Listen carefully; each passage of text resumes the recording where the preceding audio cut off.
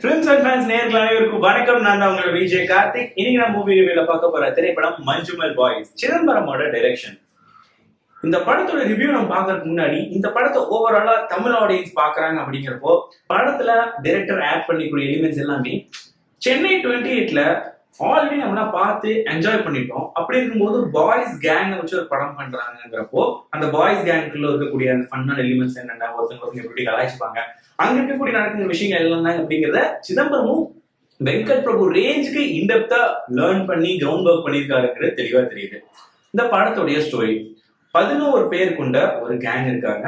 Kodaikanal side ஒரு ட்ரிப்புக்கு plan பண்றாங்க.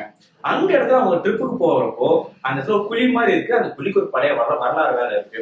அந்த குழியில அந்த கேங்ல கூடிய ஒரு பாய் மாட்டிக்கிறாரு.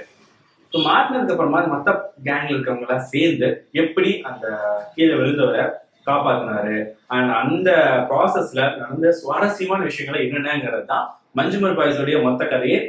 அந்த குழியில அவர் விழுந்துட்டாரு அப்படின்னு அந்த நிமிஷத்துல இருந்தே மக்கள் எல்லாரும் கதையில இன்வால்வ் ஆரம்பிச்சிட்டாங்க. ஒவ்வொரு நிமிஷமுமே audience edge of the seat உட்காந்துட்டு அந்த விறுவிறுப்போட பார்க்க வச்சிருந்தாங்க. அதுதான் டைரக்டர் சிதம்பரமுடைய பெரிய சக்சஸ் அப்படின்னு சொல்லலாம். ஸோ அந்த ஒரு விறுவிறுப்பை மக்கள் மத்தியில கொண்டு வந்தது சுஷினுடைய பேக்ரவுண்ட் மியூசிக் அப்படிங்கிறது தவிர்க்கவே முடியாத விஷயம்.